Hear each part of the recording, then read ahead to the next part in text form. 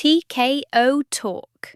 I was like in the medical room, and I was like down in the corner. I was sitting in the corner, and I was like, what am I? So one thing before we even get started here, one thing I saw at the very end of this video as I joined in late, of course, and had to rewind and go back, was Ariel talking to Julianna, of course, being nosy about who's sending her gifts about Labubus and flowers and whatnot. And if Ariel hears this, or anyone on his staff or anybody else, please, Julianna, if you hear it, please, the next time he asks about your private life, potential dating life, please say none of your fucking business. Please stop asking about it. Why does it matter to you? Why, to me, Ariel, it's the equivalent of your boy Drake with pigtails doing duck face in the mirror. Please stop asking about Julianna's personal life. You just can't help yourself, and I do not understand why. Anyway, obviously, Ariel and Julianna sat down to talk about something, so I decided that I was going to go ahead, take a look, and see if there was anything worth looking at and reacting to or expanding upon. The moment I saw Julianna on RAF 01 or Real American Freestyle, I knew she was going to be a part of it in some way. And sure enough, that's what the main purpose I do believe was, for her to come on to the show and do this interview. Again, and all this stuff, and that's not easy in its own right.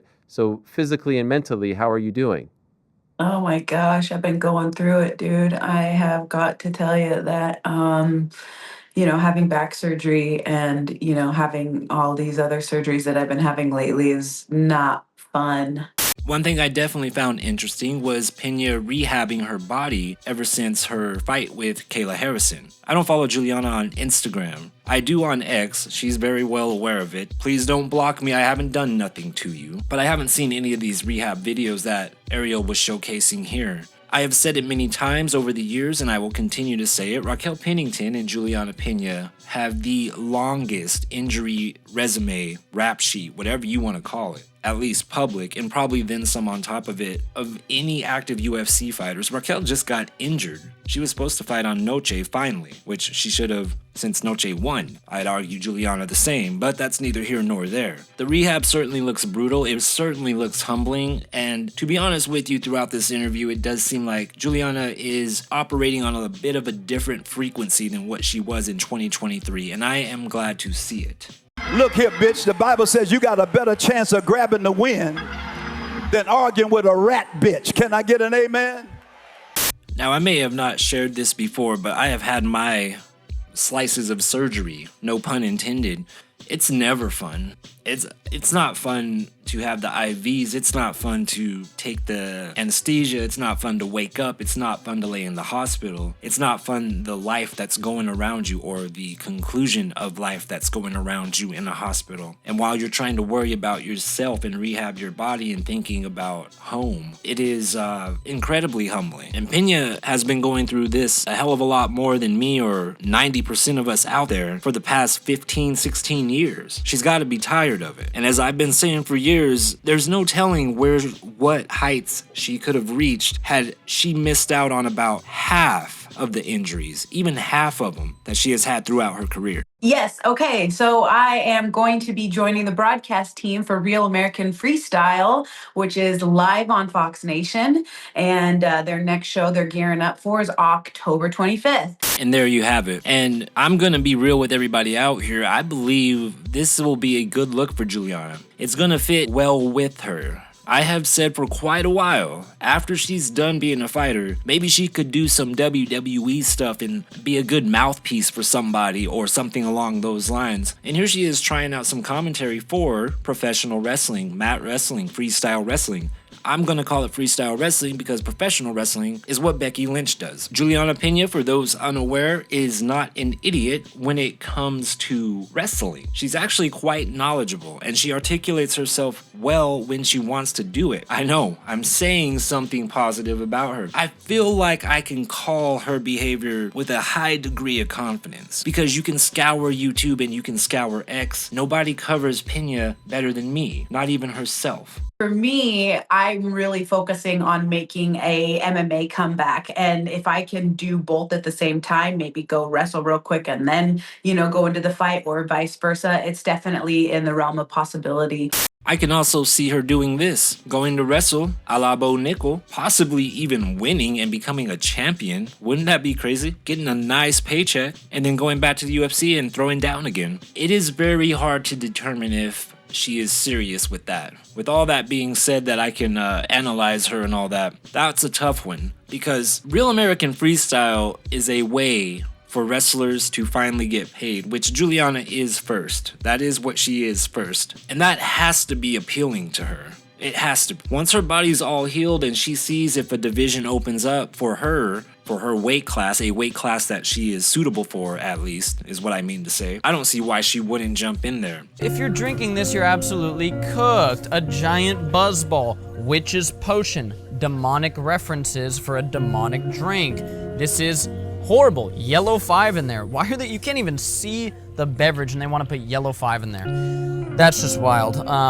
Yeah, don't consume this. Focusing on her return for MMA is gonna be somewhat of a topic for people. And I know people are gonna say that she's just gonna get her ass handed to her. It really does depend on what Peña wanted to do if she does indeed make a comeback to the UFC. If she's a little bit more humble and will take on a contender as opposed to a rematch right away, or requesting a rematch or sitting out for a rematch, which I know in this video she does because I saw like the second half of it already. If she does that, it might not bode too well with the fans or the UFC brass. With that said, Julianna Peña is the only person that has any kind of social media relevance in that division. I'm sure I'm gonna have to speak on that here in a minute. Anything from the promotion as far as them, calling me, but I would like to fight in 2026. Have you I would started- like to fight at the White House. I would love to fight at the White House. That's the one, right?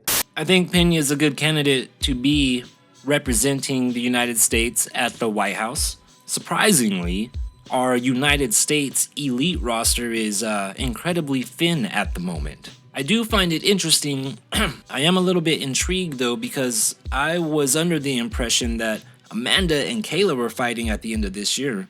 If that is happening, she may actually be in line again for yet another title shot. And that is going to draw the ire of so many people. 4 years ago, it would have drawn my ire. Even 3 years ago. The thing about it is, Peña has given these hyenas a very long time to try to make something happen. And though me and Mayra Bueno Silva have had our little butting of heads as well, I can say that she did put in some effort at least. Raquel Pennington told me she thought the same thing. In different words, of course, that she was trying to play a role, and to a certain degree it kind of worked. But now Myra's not even close to being relevant, and I think it's a sympathy move to put her back in the bantamweight division after losing to Jazz Davicius at a lower weight class. I think a trilogy with Amanda would be the best case scenario, just because we have shared, so much time inside the octagon. But then I would also love to fight Kayla again, because I know that I can beat her. I do not fully disagree with Peña. People thought I was joking when I said I think Peña can beat Kayla going into their fight, but I was dead serious. That's not a troll. I do think Julianna could beat Kayla Harrison. Definitely not that night, and maybe not a bunch of other nights. I do think she could solve her. Would it happen in a rematch? I don't know, because if Kayla Harrison is intending to fight in June or July next year, as impressive as it has been, her making weight and putting on the performances that she has, in June 2026 for a White House fight with Julianna Peña, I can't help but once again question the process and the effect that it will have on her to cut that weight for that title fight. As far as if Amanda were to beat Kayla before this White House thing goes down, if it does, and I'm pretty sure it is at this point, that's a pretty badass fight, co-main or feature fight for that location, no doubt about it, because nobody else has been making noise. Like I said a few minutes ago, no one's worth anything anything. It's surprised. Like, I've been on this about Misha Tate and Julianna having a story. And as everyone knows, I did my very best to drum up the very deep story of Raquel Pennington and Julianna Peña. Not just, oh, Ultimate Fighter roommates. That just got lukewarm. And it's not my fault, obviously. I'm a very tiny channel, but not even they were putting in the story. The UFC wasn't putting in the story. Just certain clips from The Ultimate Fighter. The same ones I used, interestingly enough. So I think that Amanda and Julianna might be the only saving grace for the division post Kayla Amanda. And I wouldn't be surprised if Kayla retires if she were to defeat Amanda Nunes. And if that happens, oh my lord, what do you do? Then Julianna just becomes a wrestler. There would be nothing left for her to do. And you could say, oh, she didn't beat this person and this person, but dude, at this point, that fucking doesn't matter. That's out the door. If you want to go relive that, you can go to my old videos. Julianna's well beyond that, and so is the UFC regarding who they're going to book her against. That's Julianna, whether you like it or not, or whatever the feelings are, that's the biggest name outside of Amanda and Kayla. I haven't seen anybody else say that they want to fight Amanda or Kayla except me. Well, as we know, this is not true, and I have covered this as well. Ketlen Vieira has been calling out Amanda Nunes since 2019 at least for a fight. She was calling out Kayla Harrison too, and she got that fight, and she lost that fight. I just wanted to point that out. But other than that, Julianna's right. Normally, you'd be thinking, oh, she's just talking delusional nonsense. She's not. Eileen Perez is... For as much twerking and talking shit about the division and having victories, and the majority of them being impressive, you know, no one's biting. No one's biting on her. No one cares, apparently, in the division, I mean. She's been looking for a big, bouncy ass fight with Norma Dumont ever since she fucking debuted in the UFC. That's all she's been talking about. She thinks Julianna Peña isn't anything. She said the division is shit in her last post fight. No one's responding to her. Like, no one cares about Eileen Perez. Now, I don't know what the deal is. Maybe the ladies in that division know something I don't know, but they ain't responding to Twerk Mommy. Norma can't finish anybody, apparently. Raquel keeps getting injured. Holly's out. Everyone else in there, it's like, what are they even doing, you know? I think Julianna understands this, and I think the UFC understands this as well. Like, what Julianna was supposed to be, man, you guys don't understand, you new fucks. Like, she was supposed to be the replacement of Ronda Rousey. Marketability-wise, marketing, expansions of female faces on the posters. That shit, you know what I mean? And shit just went sideways from all kinds of angles, from all kinds of sides. And it's amazing to me that 12, 13 years later, she is still potentially that for the division because no one else is stepping up. Hey, I'm not surprised, motherfucker.